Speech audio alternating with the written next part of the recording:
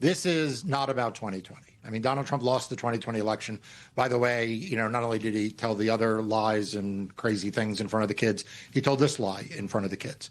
But what is about is setting an example so that other election officials know, not just in Fulton County, not just in Georgia, that if you are involved in even the most, routine tasks involving election administration, because they're looking for the names of a lot of people, right? Not just the people who are on the front lines running the vote tallying machines.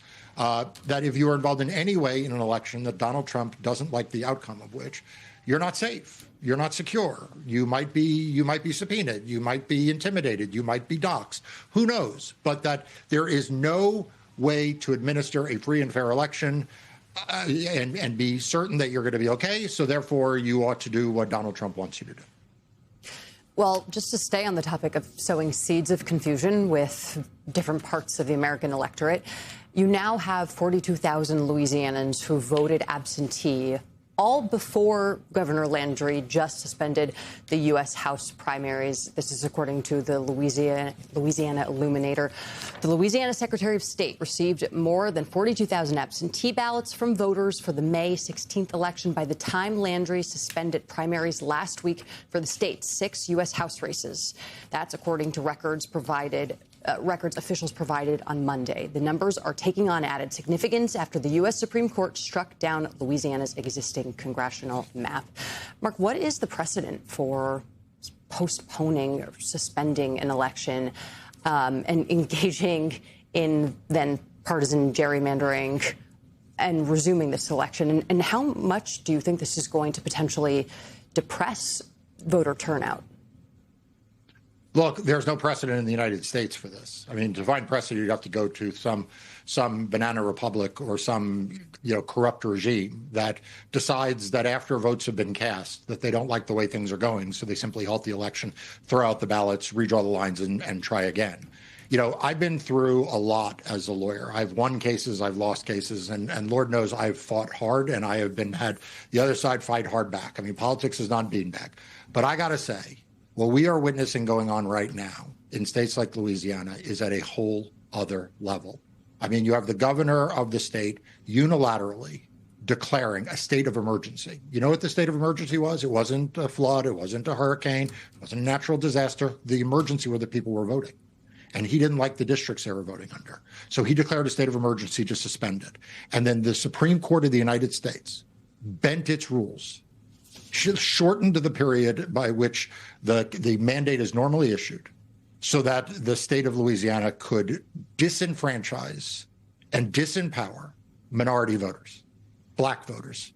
And that is what's going on here. I mean, people can say this is partisan gerrymandering, and sure, at the end of the day, that's what the Republicans in Louisiana want to do. But let's not sugarcoat this. Let's not whitewash this. The people the people who are doing this in Louisiana are jubilant. They are celebrating. They are giddy over the fact that they have been able to disenfranchise and take away the voting rights of hundreds of thousands of black voters in their state. And to them, those black voters are not equal citizens. They are obstacles to their partisan agenda.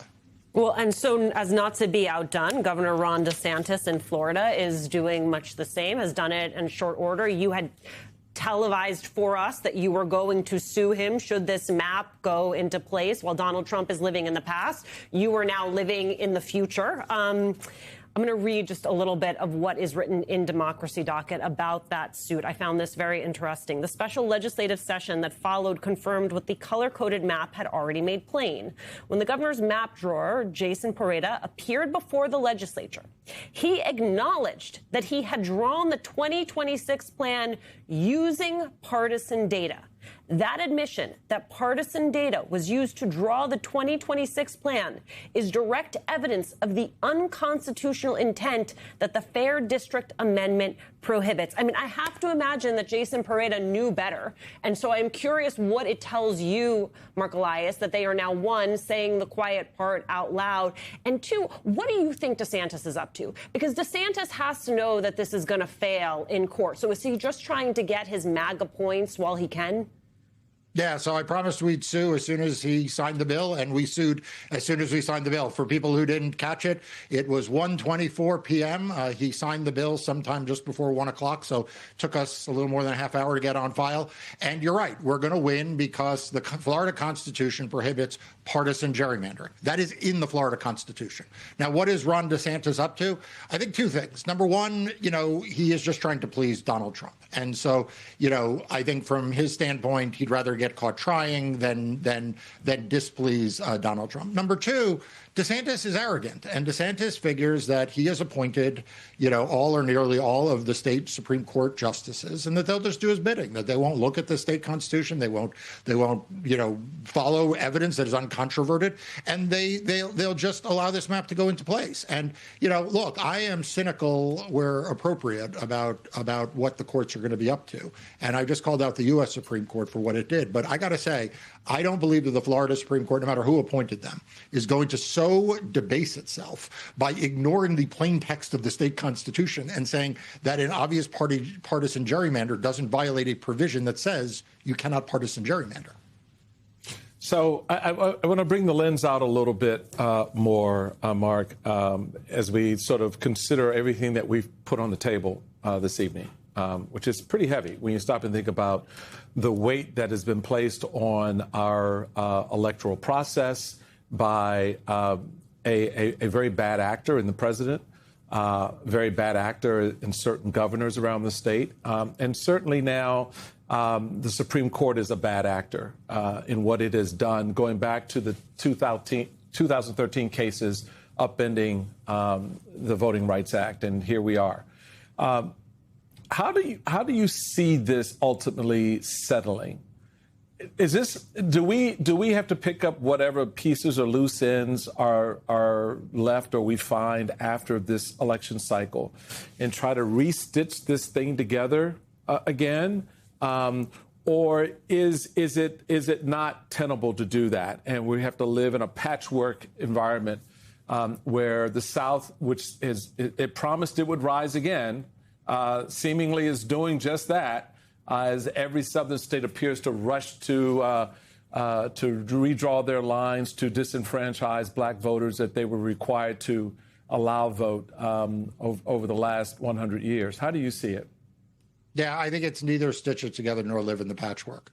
I think that if there is any silver lining, and believe me, I've been searching and praying for a silver lining over the last few days as all of our faith has been tested in the judicial system, it is that there is now a moral clarity to where we are. And what it means is that when Democrats take power, we cannot have nostalgia to go back. We should not be trying to stitch back together a law that was passed in 1965. We instead should be moving forward with a bolder, more pro-voter, more voter protective legislative agenda moving forward. We need a positive jurisprudence to replace what is currently taking place on the court. And that is not going to happen in a matter of months. It may not even happen in a matter of single-digit years, but it will happen over time. I remind everyone, when Michael Steele was the chairman of the RNC, the Voting Rights Act was supported by the Republican Party. Ronald Reagan called it the crown jewel of American liberty. George Bush signed it into law, reauthorizing it in 2006 with 98 votes in the United States Senate. What we are witnessing is not business as usual. This is not the usual way that politics has taken place. And Democrats need to recognize that and not think we are going to go back to those prior era, but rather we need to be realistic about the challenge ahead.